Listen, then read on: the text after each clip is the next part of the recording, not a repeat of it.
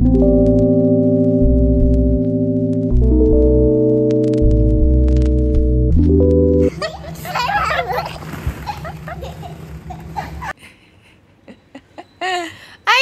ಸುಸ್ತಾಗೋಯ್ತು ನನ್ನ ಮಗುಗೆ. ಇಲ್ಲ ಪಾಪ, ಅದು ಹಂಗೆ ಒಂದು 2 ಸೆಕೆಂಡ್ಸ್ ಉರಿಯುತ್ತೆ, ಆಮೇಲೆ ಸರಿ ಹೋಗುತ್ತೆ. ಆಟಾಡೋದು.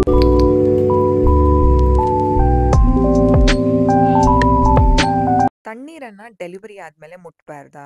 ಮುಟ್ಟಿದ್ರೆ ಯಾವಾಗಿಂದ ಮುಟ್ಟಬೇಕು? ಆ್ಯಂಡ್ ಯಾಕೆ ಹೇಳ್ತಾರೆ ತಣ್ಣೀರನ್ನು ಬಳಸಬಾರ್ದು, ಬರೀ ಬಿಸಿ ನೀರನ್ನೇ ಬಳಸಬೇಕು? ಆ್ಯಂಡ್ ತಣ್ಣೀರನ್ನ ಕುಡಿಬಹುದಾ ಬೇಡವಾ? ಆ್ಯಂಡ್ ನನ್ನ ಜರ್ನಿ ಸಹ ಇವತ್ತಿನ ವ್ಲಾಗಲ್ಲಿ ಶೇರ್ ಮಾಡ್ತೀನಿ. Let's start the vlog. ಎಲ್ಲರಿಗೂ ಶುಭೋದಯ. ಎಲ್ಲರೂ ಹೇಗಿದ್ದೀರಾ? ಆರೋಗ್ಯವಾಗಿದ್ದೀರಾ? ಸಂತೋಷವಾಗಿದ್ದೀರಾ ಅಂತ ಭಾವಿಸ್ತಾ ಇವತ್ತಿನ ವ್ಲಾಗ್ನ ಶುರು ಮಾಡ್ತಿದ್ದೀನಿ. ನಾನು ಬೆಳಗ್ಗೆ ಎದ್ದ ತಕ್ಷಣವೇ ಒಂದು ಹೇರ್ ಕೇರ್ ಒಂದು ರೊಟೀನ ಶುರು ಮಾಡಿದ್ದೀನಿ.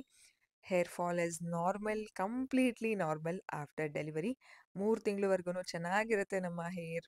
ಒಂದು ಕ್ವಾಲಿಟಿ ಇರ್ಬೋದು, ಟೆಕ್ಸ್ಚರ್ ಇರ್ಬೋದು. ಅದೇ 3 ತಿಂಗಳಾದಮೇಲೆ ಹೇರ್ ಫಾಲ್ ಶುರು ಆಗುತ್ತೆ. ಯಾಕೆ 3 ತಿಂಗಳ ತಕ್ಷಣವೇ ಹೇರ್ ಫಾಲ್ ಆಗುತ್ತೆ ಅಂತಂದರೆ ಹಾರ್ಮೋನಲ್ ಇಂಬ್ಯಾಲೆನ್ಸ್ ಎಲ್ಲ ಆವಾಗಲೇ ಶುರು ಆಗೋದು. ಅದಕ್ಕೋಸ್ಕರ ಈ ಟೈಮಲ್ಲಿ ಹೇರ್ ಫಾಲ್ ಆಗುವಾಗ ಅಯ್ಯೋ ಕೂದಲು ಉದುರುತ್ತಿದೆ, ನನ್ನ ಕೂದಲೆಲ್ಲ ಹೊರಟೋಗುತ್ತೆ ಅಂತ ಯೋಚನೆ ಮಾಡೋದಕ್ಕಿಂತ ಮನೆಯಲ್ಲೇ ಇರುವಂತಹ ಪದಾರ್ಥಗಳನ್ನ ಬಳಸ್ಕೊಂಡು ಹೇರ್ ಕೇರ್ ರೊಟೀನ ಮಾಡಿದ್ರೆ ಮುಂದೆ ಬೆಳೆಯುವಂತಹ ಕೂದಲಿಗೂ ಸಹಾಯ ಆಗುತ್ತೆ.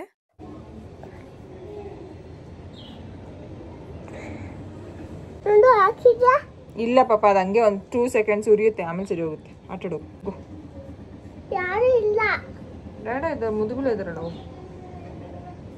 ಇವತ್ತು ನಾನು ಹೇರ್ ಕೇರ್ ಒಂದು ರೊಟೀನ ಸ್ಟಾರ್ಟ್ ಮಾಡಿದ್ದೀನಿ ಅಲ್ವಾ ಬೆಳಗ್ಗೆನೆ, ಅದನ್ನು ಅದಿತಿಗೂ ಅಪ್ಲೈ ಮಾಡಿದೆ. ಮಕ್ಳುಗಳಿಗೂ ನಾವು ಇವಾಗ್ಲಿಂದನೇ ಈ ರೀತಿ ಹೋಮ್ ಮೇಡ್ ಪ್ಯಾಕ್ಸ್ನ, ಹೋಮ್ ಮೇಡ್ ಒಂದು ರೆಮಿಡೀಸ್ನ ಮಾಡೋದ್ರಿಂದ ಅವ್ರಿಗೂ ಚೆನ್ನಾಗಿರುತ್ತೆ, ಅವ್ರಿಗೂ ಅಭ್ಯಾಸ ಆಗುತ್ತೆ. ನಾನಿವತ್ತು ಏನು ಬಳಸ್ತಿದ್ದೀನಿ, ಇದನ್ನು ಬಳಸೋದ್ರಿಂದ ನಮ್ಮ ಕೂದಲಿನ ಬೆಳವಣಿಗೆ ಚೆನ್ನಾಗಾಗುತ್ತೆ. ಉದ್ರದಿದೆ ಅಂತ ಯೋಚನೆ ಮಾಡೋದಕ್ಕಿಂತ ಬೆಳೆಯೋದಕ್ಕೆ ಏನು ಮಾಡಬೇಕು ಅನ್ನೋದನ್ನು ನಾವು ಯೋಚನೆ ಮಾಡಬೇಕಾಗತ್ತೆ. ಇವಾಗ ಈ ಒಂದು ಪ್ಯಾಕ್ನ ಬಳಸೋದ್ರಿಂದ ಚೆನ್ನಾಗಿ ಬೆಳೆಯೋದ್ರ ಜೊತೆಗೆ ನಮ್ಮ ಕೂದಲಿಗೆ ಶೈನು ಮತ್ತು ಥಿಕ್ನೆಸ್ ಸಹ ಕೊಡುತ್ತೆ. ಉದ್ರಿ ಉದ್ರಿ ಉದ್ರಿ ಬೋಡಿ ಆಗಿಬಿಡ್ತೀವಿ ಅಂತ ಭಯ ಆಗುತ್ತೆ ಅಲ್ವಾ? ಅದ್ರ ಬದಲು ಈ ಪ್ಯಾಕ್ನ ಬಳಸೋದ್ರಿಂದ ಮುಂದಕ್ಕೆ ಉದುರು ಇರುವಂತಹ ಜಾಗದಲ್ಲಿ ಮುಂದೆ ಬೇರೆ ಕೂದಲು ಬೆಳೆಯೋದಕ್ಕೂ ಸಹಾಯ ಆಗುತ್ತೆ. ಆ್ಯಂಡ್ ಆಲ್ಸೋ ಕೆಲವರಿಗೆ ತುಂಬ ಪ್ರೀ ಮೆಚ್ಯೂರ್ ಗ್ರೇ ಹೇರ್ ಅಂತ ಹೇಳ್ತೀವಿ, ಬೇಗ ಬಿಳಿ ಕೂದಲು ಬಂದಿರುತ್ತೆ, ಅದೂ ಸಹ ತಡೆಗಟ್ಟೋದಕ್ಕೆ ಈ ಪ್ಯಾಕ್ ತುಂಬ ಸಹಾಯ ಆಗುತ್ತೆ.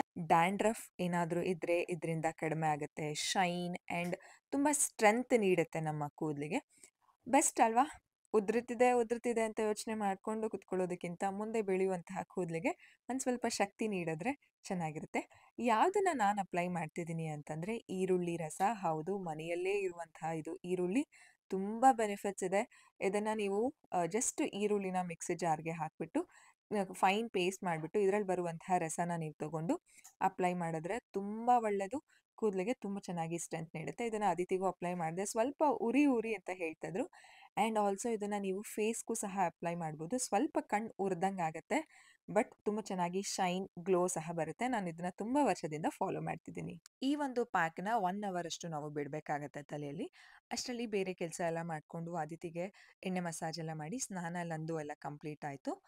ಬ್ರೇಕ್ಫಾಸ್ಟ್ಗೆ ದೋಸೆ, ತುಪ್ಪ ಜೊತೆಗೆ ಚಟ್ನಿ ಪುಡಿನ ತರಿಸ್ಕೊಂಡಿದ್ದೀನಿ. ಚಟ್ನಿ ಪುಡಿ ಎಲ್ಲ ಖಾಲಿಯಾಗಿ ಹೋಗ್ಬಿಟ್ಟಿದ್ದು. ಮೊನ್ನೆ ಹೇಳಿದ್ದೆ ವ್ಲಾಗಲ್ಲಿ ತರಿಸ್ಕೊಳ್ಬೇಕು ಅಂತ, ಎಲ್ಲ ತರಿಸ್ಕೊಂಡಿದ್ದೀನಿ. ನಾನು ಏನು ಅಂದ್ಕೊಳ್ತಿದ್ದೆ ಗೊತ್ತಾ, ನನ್ನ 3 ತಿಂಗಳ ಬಾಣಂತನ ಯಾವ ರೀತಿ ಇತ್ತು, ಏನೇನೆಲ್ಲ ಮಾಡಿದೆ, ಅದನ್ನೆಲ್ಲನೂ ನಿಮ್ಮ ಜೊತೆ ಒಂದು ವ್ಲಾಗಲ್ಲಿ ಶೇರ್ ಮಾಡ್ಕೊಳ್ತೀನಿ. ಸಿರಿಮನೆ ವೆಂಚರ್ಸಿಂದ ಎಲ್ಲ ಚಟ್ನಿ ಪುಡಿಗಳು, ಒಂದು 6 ರೀತಿಯಾದ ಚಟ್ನಿ ಪುಡಿಗಳು ಮತ್ತು ಶತಾವರಿ ಪೌಡರ್ನ ತಿರ್ಗಾ ತರಿಸ್ಕೊಂಡೆ. ಇದು ನನ್ನ ಬಾಣಂತನದಲ್ಲಿ ತುಂಬ ಒಂದು ದೊಡ್ಡ ಪಾತ್ರ ವಹಿಸುತ್ತೆ. ನಾನು ಸಿರಿಮನೆ ವೆಂಚರ್ಸ್ಗೆ ತುಂಬ ಥ್ಯಾಂಕ್ಸ್ ಹೇಳಬೇಕು. ಯಾಕಂತಂದರೆ ಬಾಣಂತನನ ತುಂಬ ಈಸಿಯಾಗಿ ನನಗೆ ಮಾಡ್ತು. ಆ್ಯಂಡ್ ನನ್ನ ಪ್ರತಿದಿನದ ನನ್ನ ಡಯೆಟಲ್ಲಿ ನಾನು ತರಕಾರಿ, ಹಣ್ಣು, ಸೊಪ್ಪು ಇದನ್ನೆಲ್ಲನೂ ಬಳಸ್ಕೊಳ್ತೀನಿ. ಇವತ್ತು ಮೊಳಕೆ ಕಟ್ಟಿದ ಕಾಳು ಜೊತೆಗೆ ಸೊಪ್ಪಿನ ಪಲ್ಯ. ನಮ್ಮ ಡಯಟ್ ಇಸ್ ವೆರಿ ಇಂಪಾರ್ಟೆಂಟ್. ಅದ್ರ ಜೊತೆಗೆ ನಾವು ಎಷ್ಟು ನೀರು ಕುಡಿತೀವಿ ಅನ್ನೋದು ಡಿಪೆಂಡ್ ಆಗುತ್ತೆ. ಮಿಟನ್ಸ್ ಹಾಕೊಂಡು ಕುಂತಿದ್ದೀರಾ, ಮಿಟನ್ಸ್ ಹಾಕೊಂಡು ಅಂತ ಕೇಳ್ತಾರೆ ಎಲ್ಲರೂ. ಆಡು ಗಾಡಿ ಸರಿಯಾಗಿ ಸ್ಟ್ಯಾಂಡ್ ಹಾಕೊಂಡು ನಿಂತ್ಕೊಂಡ್ಬಿಟ್ಟಿದೆ. ಗಾಡಿ ಸರಿಯಾಗಿ ನಿಂತ್ಕೊಂಡಿದೆ, ಉಳ್ತಿಲ್ಲ ಗಾಡಿ. ಅಯ್ಯೋ ಸುಸ್ತಾಗೋಯ್ತು ನನ್ನ ಮಗುಗೆ. ನಾನು ದಿಂಬು ಹಾಕ್ಬಿಟ್ಟು ಅಲ್ಲಿ ಮಲಗಿಸಿರೋದು ಎಲ್ಲಿ ಬಂದಿದ್ದೀರಾ ನೋಡಿ ನೀವು. ಓಯ್ ಗೆಟಪ್.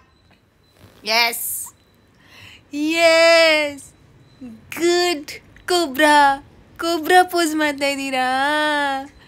ಕೋಬ್ರಾ ಪೋಸ್ ಕೈಯೆಲ್ಲ ಕಚ್ಕೊಂಡ ತೂ. ಏನಪ್ಪ? Hi beauty, how are you beauty? Where are we going beauty today? ನಾವು ಎಲ್ಲಿ ಹೋಗ್ತಾ ಇದ್ದೀವಿ? Play station. ಕಮ್ ಹಿಯರ್, ಬನ್ನಿ ಮುಂದೆ. ಎಲ್ಲಿ ಹೋಗ್ತಾ ಇದ್ದೀವಿ ಚಿನಿಮಾ? ಪ್ಲೇ ಸ್ಟೇಷನ್ಗೆ ಹೋಗ್ತಾ ಇದ್ದೀವಾ? ಓಕೆ ಓಕೆ, ಆಟ ಆಡ. ಆಮೇಲೆ ಅಲ್ಲಿ ನೋಡಿ ಶುಬ್ಬು ಹೆಂಗ್ ಕೂತವ್ರೆ ನೋಡಿ, ಹೆಂಗ್ ಟಮ್ಮಿ ಟೈಮ್ ಹಾಕೊಂಡು ರೋಲ್ ಓವರ್ ಮಾಡ್ಕೊಂಡು. ಶುಬ್ಬು ನೀವು ಪಪ್ಪು ಹೋಗೋಣ ಚಿನಿ, ಪೋಪು ಹೋಗೋಣ. ಹ್ಞೂ ಪಪ್ಪು ಹೋಗೋಣ. ಇವತ್ತು ಸ್ವಲ್ಪ ಹೊರಗಡೆ ಕೆಲಸ ಆಯಿತು. ಅದ್ರ ಜೊತೆಗೆ ಅದಿತಿಗೆ ಒಂದು ಸರ್ಪ್ರೈಸ್ ಸಹ ವಿಸಿಟ್ ಕೊಟ್ಟಿದ್ವಿ. ಅದ್ಯಾವುದು ಅಂತಂದರೆ ಅನ್ನಪೂರ್ಣೇಶ್ವರಿ ನಗರಲ್ಲಿ ಒಂದು ಜಂಪ್ಸ್ಟರ್ಸ್ ಅಂತ ಇದೆ. ಇಲ್ಲಿ ನಾವು ಇದೇ ಫಸ್ಟ್ ಟೈಮ್ ಹೋಗಿದ್ದು. ಬೇರೆ ಕಡೆ ಹೋಗ್ತಾ ಇದ್ವಿ, ಇದು ಹತ್ತಿರ ಆಗುತ್ತೆ ಅಂತ ಬಂದ್ಬಿಟ್ಟು ಇವತ್ತು ಹೋಗಿದ್ವಿ. ಲಿಟಲ್ ಏಗೂ ಸ್ವಲ್ಪ ಆಟ ಆಡಿಸಿದ್ವಿ. ಇಲ್ಲಿ ಏನು ಮಾಡ್ತಾರೆ ಅಂತಂದರೆ ಭಾನುವಾರ ಶನಿವಾರ ತುಂಬ ವೀಕೆಂಡ್ಸ್ ಟೈಮಲ್ಲಿ ತುಂಬ ರಶ್ ಇರುತ್ತೆ. ಸೋಮವಾರ ಬೆಳಗ್ಗೆನೇ ಸ್ಯಾನಿಟೈಸ್ ಮಾಡ್ತಾರೆ. ಅದಕ್ಕೋಸ್ಕರ ನಾವು ಸೋಮವಾರನೇ ಪ್ಲ್ಯಾನ್ ಮಾಡಿಕೊಂಡು ಬೇಗನೆ ಹೊರಟಿದ್ವಿ. ಯಾರೂ ಇರಲಿಲ್ಲ, ಅದಿತಿ ಮತ್ತು ಲಿಟಲ್ ಎ ಮಾತ್ರ. ವೀಕ್ ಡೇಸಲ್ಲಿ ಯೂಶಲಿ ಮಕ್ಕಳು ಕಡಿಮೆ ಅಲ್ವಾ ಇಂತಹ ಜಾಗದಲ್ಲಿ. ತುಂಬ ಚೆನ್ನಾಗಿ ಎಂಜಾಯ್ ಮಾಡಿದ್ರು ಅದಿತಿ. ನಿಧಾನ ಕತ್ತಿ ಎರಡು ಕೈ ಇಟ್ಕೊಂಡು.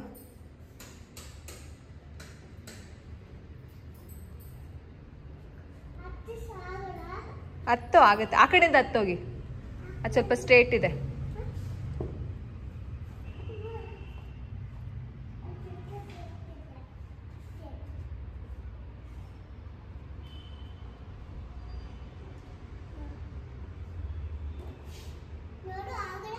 ಟ್ರೈ ಆಗುತ್ತೆ.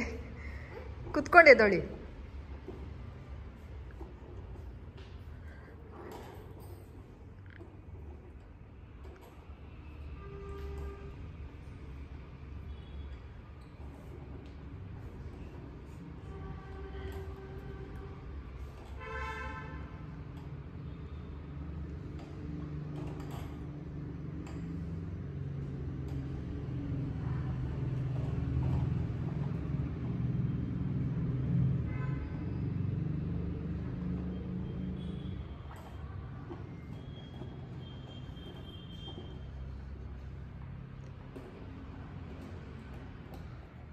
ಇಟ್ಸ್ ಓಕೆ, ಬರಬೇಕು, ಬ್ಯಾಲೆನ್ಸ್ ಆಗತ್ತೆ. ಬನ್ನಿ.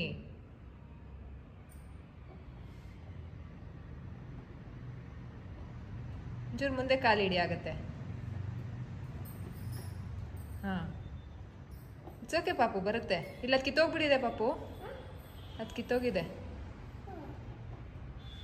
ಮುಂದೆ ಹಂಗೆ ಬನ್ನಿ. ಆಧಾರ ಬೇಡ, ನೆಕ್ಸ್ಟ್ ದಾರ ಇಟ್ಕೊಳ್ಳಿ, ಲೆಫ್ಟ್ ಹ್ಯಾಂಡು. ಪೇರೆಂಟ್ಸ್ ಗಿಲ್ಟ್ ಅನ್ನೋದು ತುಂಬ ಕಾಡತ್ತೆ ಅಲ್ಲ ಆಫ್ಟರ್ ಸೆಕೆಂಡ್ ಬೇಬಿ.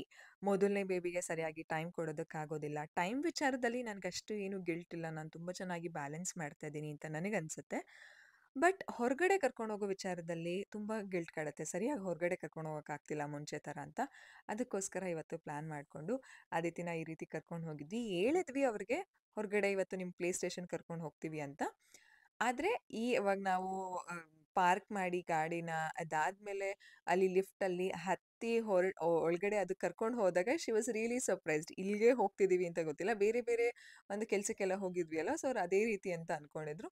ತುಂಬ ಚೆನ್ನಾಗಿ ಎಂಜಾಯ್ ಮಾಡಿದ್ರು. ಇವತ್ತಿನ ವ್ಲಾಗಲ್ಲಿ ನಾನು ಹೇಳಿದ್ದೆ ಅಲ್ಲ, ತಣ್ಣೀರ್ ಬಗ್ಗೆ ಮಾತಾಡೋಣ.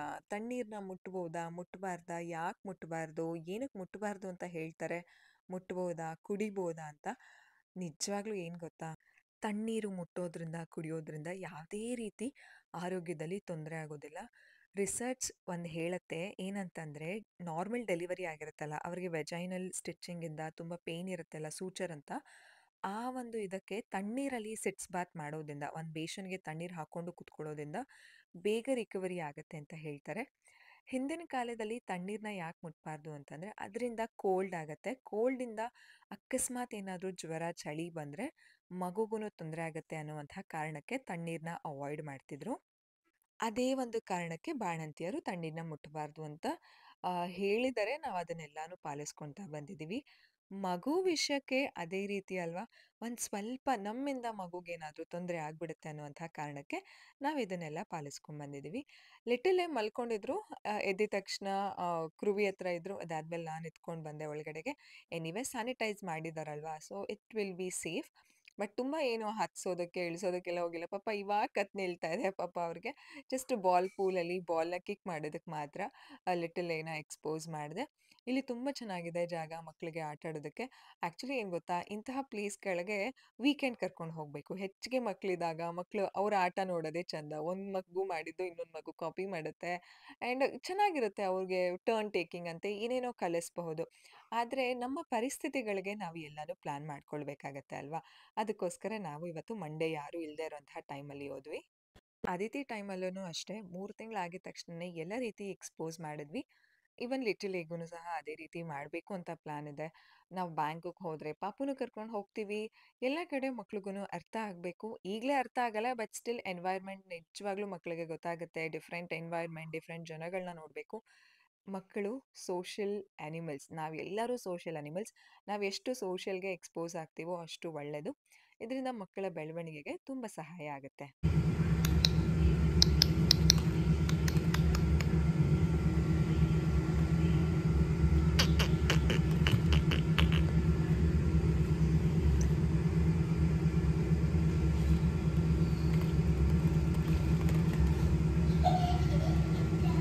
ಮಾಡಿ.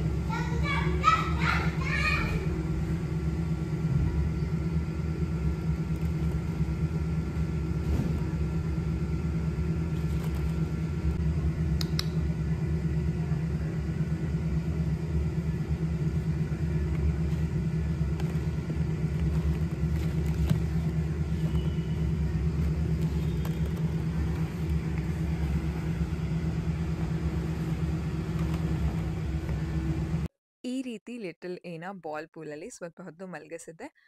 ಯಾವುದೇ ಬಾಲು ಬಾಯಿ ಹತ್ರ ಹೋಗದಿರೋ ರೀತಿ ನೋಡ್ಕೊಂಡೆ. ಆ್ಯಂಡ್ ಕಂಪ್ಲೀಟ್ ಪ್ಯಾಕ್ ಮಾಡಿದ್ದೆ ಅಲ್ಲ, ಮನೆಗೆ ಬಂದಿದ ತಕ್ಷಣ ಆ ಡ್ರೆಸ್‌ನ ಚೇಂಜ್ ಮಾಡಿಬಿಡೋಣ ಅಂತ ಅಂದ್ಬಿಟ್ಟು ಈ ರೀತಿ ಪ್ಲಾನ್ ಮಾಡ್ಕೊಂಡಿದ್ದೆ. ತುಂಬ ಚೆನ್ನಾಗಿ ಎಂಜಾಯ್ ಮಾಡಿದ್ರು. ಅದಿತಿಗಂತೂ ತುಂಬ ಇಷ್ಟ ಆಗೋಯ್ತು. ಲಿಟಲ್ ಎಲ್ಲಿದ್ರು ಅಲ್ಲೇ ಆಟ ಆಡೋದಕ್ಕೆ ಬರ್ತಿದ್ದಾರೆ. ಅದಿತಿ ಹೋಗಿ ಆಟ ಆಡಿ ಜಸ್ಟ್ 1 ಅವರ್ ಅಷ್ಟೇ ನಮ್ಮ ಹತ್ರ ಟೈಮ್ ಇರೋದು ಅಂತ. ಈ ರೀತಿ ಬಾಲ್ ಅವ್ರ ಬಾಯಿ ಹತ್ರ ಹೋದಾಗ ಅದನ್ನ ನಾನು ಅವಾಯ್ಡ್ ಮಾಡ್ತಿದ್ದೆ. ಯಾಕಂತಂದ್ರೆ ಲಿಕ್ ಮಾಡ್ಬಿಡ್ತಾರೆ ಅಲ್ವಾ ಮಕ್ಕಳು. ನೋಡಿ ಆಲ್ರೆಡಿ ಲಿಕ್ ಮಾಡ್ತಾ ಇದ್ರು. ಈಗ ಏನ್ ಸಿಕ್ಕಿದ್ರು ಬಾಯಿಗೆ ಲಿಟಲ್‌ಗೆ ತುಂಬಾ ಇಷ್ಟ ಆಗ್ತಿದೆ. ಮಕ್ಳು ಡೆವಲಪ್‌ಮೆಂಟೇ ಇವಾಗ ಆ ರೀತಿ ಇರತ್ತೆ.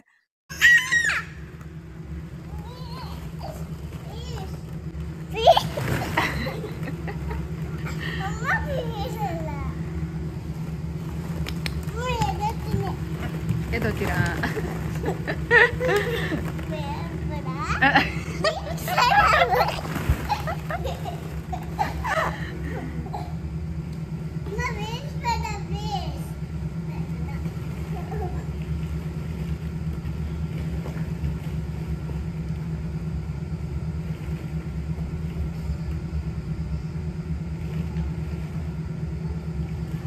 ಎಲ್ಲೋಗ್ತಾ ಇದ್ದೀರಾ? ಮಾತಾಡಿ.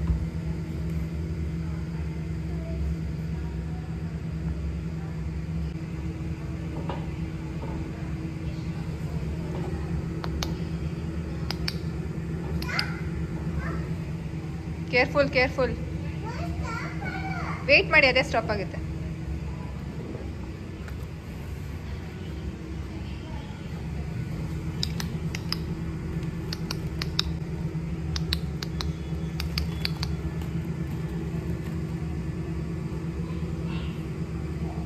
ಲಿಟಲ್ ಎಗೆ 3 ತಿಂಗಳಾಗಿದ ತಕ್ಷಣ ನಾನು ಗಂಗೆ ಪೂಜೆ ಮಾಡಿದೆ ಅಂತ ಸ್ಟೋರಿ ಹಾಕಿದಾಗ ನೀವು ತಣ್ಣೀರು ಮುಟ್ತಿಲ್ವಾ, ಮುಟ್ಟಬಾರ್ದಾ ಅಂತ ತುಂಬ ಪ್ರಶ್ನೆ ಇತ್ತು. ರಿಸರ್ಚ್ ಪ್ರಕಾರ ತಣ್ಣೀರು ಮುಟ್ಟೋದ್ರಿಂದ ಯಾವುದೇ ರೀತಿ ತೊಂದರೆ ಆಗೋದಿಲ್ಲ. ಇದನ್ನ ಹಿಂದಿನ ಕಾಲದಿಂದನೂ ಪಾಲಿಸ್ಕೊಂಡು ಬಂದಿರೋದ್ರಿಂದ ನಾವು ಈಗ್ಲೂ ಪಾಲಿಸ್ತಾ ಇದ್ದೀವಿ. ತಣ್ಣೀರನ್ನ ಕುಡಿಲೂಬಹುದು. ಆದರೆ ಒಂದು ಮಿನಿಮಮ್ 6 ಮಂತ್ಸ್‌ವರೆಗೂ ಬಿಸಿನೀರನ್ನ ಕುಡಿಬೋದು. ಆದರೆ ನಾನು 1 ವರ್ಷದವರೆಗೂ ಬಿಸಿನೀರನ್ನೇ ಕೊಡೋದು. ಮಗುಗೆ 6 ತಿಂಗಳಿಂದ ನೀರನ್ನ ಕೊಡೋದಕ್ಕೆ ಶುರು ಮಾಡ್ತೀವಲ್ವಾ, ಸೊ ಅವಾಗ್ಲೂ ಸಹ ನಾನು ಮಗುಗೂ ಸಹ ಬಿಸಿನೀರನ್ನೇ ಕೊಡ್ತೀನಿ. ಈಗ ಸದ್ಯಕ್ಕೆ ನಮ್ಮನೆಯಲ್ಲಿ ಸೋಲಾರ್ ಇರೋದ್ರಿಂದ ನಾನು ತಣ್ಣೀರನ್ನ ಮುಟ್ಟುತ್ತಿಲ್ಲ. ಪ್ರತಿಯೊಂದಕ್ಕೂ ಸೋಲಾರ್ ನೀರನ್ನೇ ಬಳಸ್ತಾ ಇದ್ದೀನಿ. ಎಲ್ಲಾನು ನಮ್ಮ ಒಂದು ಅವೈಲಬಿಲಿಟಿಗೆ, ನಮ್ಮ ಹತ್ರ ಯಾವ ರೀತಿ ಒಂದು ಸಿಚುಯೇಷನ್ ಇರುತ್ತೆ, ನಮ್ಮ ಸಿಚುಯೇಷನ್ ಯಾವ ರೀತಿ ಇರುತ್ತೆ ಆ್ಯಂಡ್ ಯಾವ ಒಂದು ಪರಿಸ್ಥಿತಿಲಿ ನಾವಿರ್ತೀವಿ ಎಲ್ಲಾನು ಡಿಪೆಂಡ್ ಆಗಿರುತ್ತೆ. ಕೆಲವರು ಎಲ್ಲಾನು ಮುಟ್ಬಿಟ್ಟಿರ್ತಾರೆ, ಮಕ್ಕಳು ಆರೋಗ್ಯವಾಗಿರ್ತಾರೆ. ಎಲ್ಲಾನು ನಮ್ಮ ಮನಸ್ಥಿತಿ ಮೇಲೆ ಡಿಪೆಂಡ್ ಆಗುತ್ತೆ. ಅಯ್ಯೋ! ತಣ್ಣೀರು ಮುಟ್ಬಿಟ್ಟೆ, ಮಗು ಕೋಲ್ಡ್ ಆಗುತ್ತೇನೋ ಅಂತ ಅನ್ಕೊಂಡೇನೆ ಮಕ್ಳಿಗೆ ಕೋಲ್ಡ್ ಆಗುತ್ತೆ. ಆ ರೀತಿ ಎಲ್ಲ ಏನೂ ಇಲ್ಲ. ತಣ್ಣೀರು ನೀವು ಮುಟ್ಟಿದ್ರೂ ಸಹ ದಯವಿಟ್ಟು ಏನು ಯೋಚನೆ ಮಾಡಕ್ಕೆ ಹೋಗ್ಬೇಡಿ. ತಣ್ಣೀರಲ್ಲಿ ಕೆಲಸ ಮಾಡಿ ಪಟ್ಟಂತ ಕೈಯೆಲ್ಲ ನೀವು ಒರೆಸ್ಕೊಂಡು ಅದಾದ್ಮೇಲೆ ಮಗುನ ಮುಟ್ಟಿ ಏನೂ ಆಗಲ್ಲ. ಕೆಲವರು ಹೇಳ್ತಾರೆ ತಣ್ಣೀರು ಮುಟ್ಟಿದ್ರೆ ಸ್ವಲ್ಪ ಕೈ ಕಾಲೆಲ್ಲ ಬಿಗುತಾ ಬರುತ್ತೆ, ಸ್ವಲ್ಪ ಸೆಳೆತ ಎಲ್ಲ ಬರುತ್ತೆ ಅಂತ. ಸ್ವಲ್ಪ ನೀಲಗಿರಿ ಎಣ್ಣೆನ ಹಚ್ಕೊಂಡು ಕೈ ಕಾಲ್ಗೆ ಮಸಾಜ್ ಮಾಡ್ಕೊಳ್ಳಿ. ಏನೂ ಆಗಲ್ಲ. ಸಾಕ್ಸ್ ಎಲ್ಲ ಕೆಲಸ ಮಾಡಿದ ತಕ್ಷಣನೇ ಪಟ್ಟಂತ ಹಾಕ್ಕೊಂಡ್ಬಿಡಿ. ಏನೂ ತೊಂದರೆ ಆಗಲ್ಲ. ಎಲ್ಲಾನು ನಮ್ಮ ಪರಿಸ್ಥಿತಿಗೇನೆ ಡಿಪೆಂಡ್ ಆಗುತ್ತೆ. ಯಾವುದನ್ನು ಇದೇ ಮಾಡಬೇಕು ಅದೇ ಮಾಡಬೇಕು ಅಂತೆಲ್ಲ ಏನೂ ಇಲ್ಲ. ನಮ್ಮ ಪರಿಸ್ಥಿತಿಗೆ ಅನುಕೂಲವಾಗಿ ತಕ್ಕಂತೆ ನಾವು ಎಲ್ಲಾನು ಚೇಂಜಸ್ ಮಾಡ್ಕೊಳ್ಬೇಕು. ಎಲ್ಲಾರ್ಗು ಸಹಾಯ ಮಾಡೋರು ಇರೋದಿಲ್ಲ. ಸಹಾಯ ಮಾಡೋರಿದ್ರೆ ಸಹಾಯ ಮಾಡಿಸ್ಕೊಳ್ಳಿ. ಇಲ್ಲ ಅಂತಂದರೆ ನಾವೇ ಇದೀವಲ್ಲ, ನಮ್ಮ ಮಕ್ಕಳನ್ನ ನಾವೇ ನೋಡ್ಕೊಳ್ಬೇಕು. ಇನ್ಯಾರು ನೋಡ್ಕೊಳ್ತಾರೆ? ನಮ್ಮ ರೀತಿ ನಮ್ಮ ಮಕ್ಕಳನ್ನ ಯಾರೂ ನೋಡ್ಕೊಳ್ಳೋದಕ್ಕೆ ಸಾಧ್ಯ ಇಲ್ಲ. ಗಿಲ್ಟ್ ಮಾಡ್ಕೊಳ್ಬೇಡಿ. ಅಯ್ಯೋ ಅವರು ತಣ್ಣೀರೇ ಮುಟ್ಟಿಲ್ವಂತೆ, ನಾನು ಬೇಗನೆ 1 ತಿಂಗಳಿಂದನೇ ತಣ್ಣೀರು ಮುಟ್ಬಿಟ್ಟೆ ಅಂತ. ನೀವು ಸ್ಟ್ರಾಂಗ್ ಇರೋದಕ್ಕೆ ನಿಮಗೆ ಈ ಪರಿಸ್ಥಿತಿ ಬಂದಿದೆ ಅಂತ ಜಸ್ಟ್ ಫೀಲ್ ಇಟ್ ಪಾಸಿಟಿವ್. ಮೊದಲ 3 ತಿಂಗಳು ನೀವು ಬಿಸಿ ಬಿಸಿ ಆಹಾರನ, ಬಿಸಿ ಬಿಸಿ ನೀರನ್ನು ಕುಡಿಯೋದ್ರಿಂದ ನಿಮ್ಮ ಆರೋಗ್ಯಕ್ಕೆ ತುಂಬ ಒಂದು ಬೆನಿಫಿಟ್ಸ್ ಇದೆ. ಅದನ್ನು ಪಾಲಿಸ್ಕೊಳ್ಳಿ. ನಿಮ್ಮ ಬಾಣಂತನ ತುಂಬ ಚೆನ್ನಾಗಿರುತ್ತೆ. ಹಾಗೋ ಹೀಗೋ 3 ತಿಂಗಳು ನಂದು ಆಗೇ ಹೋಯಿತು. ಈಗ ಎಲ್ಲನೂ ಬದಲಾಗ್ತಿದೆ, ಎಲ್ಲನೂ ಬದಲಾಗೇಬೇಕು. ಬದಲಾವಣೆಯೇ ಅಲ್ವಾ ಜಗದ ನಿಯಮ. ಸೊ ಈ ರೀತಿ ನಮ್ಮ ದಿನ ಆಯಿತು. ಅದಿತಿ ತುಂಬ ಚೆನ್ನಾಗಿ ಎಂಜಾಯ್ ಮಾಡಿದ್ರು. ಬರೋದಕ್ಕೇ ರೆಡಿ ಇಲ್ಲ. 1 ಅವರ್ ಆಯಿತು. 1 ಅವರ್ಗೆ ಮಾತ್ರ ನಾವು ಸ್ಲಾಟ್ ತೊಗೊಂಡಿದ್ದು. 1 ಅವರ್ ಆದಮೇಲೆ ಅದಿತಿ ಬರೋದಕ್ಕೆ ರೆಡಿ ಇಲ್ಲ. ಆ ಆಟೋನು ತೊಗೊಂಡು ಬರ್ತೀನಿ ಅಂತ ಅಂದ್ಬಿಟ್ಟು ಬರ್ತಾಯಿದ್ರು. ಮಕ್ಕಳೇ ಹಾಗೆ ಅಲ್ವಾ, ಮಕ್ಕಳ ಜೊತೆ ಮಕ್ಕಳಾಗಿ ನಾವಿರೋಣ. ಆವಾಗ ನಮ್ಮ ಪೇರೆಂಟಿಂಗ್ ಚೆನ್ನಾಗಿರುತ್ತೆ, ಅವ್ರನ್ನೂ ನಾವು ಚೆನ್ನಾಗಿ ಬೆಳೆಸ್ಬೋದು. ನೆಕ್ಸ್ಟ್ ವೀಡಿಯೋದಲ್ಲಿ ಸಿಗ್ತೀನಿ.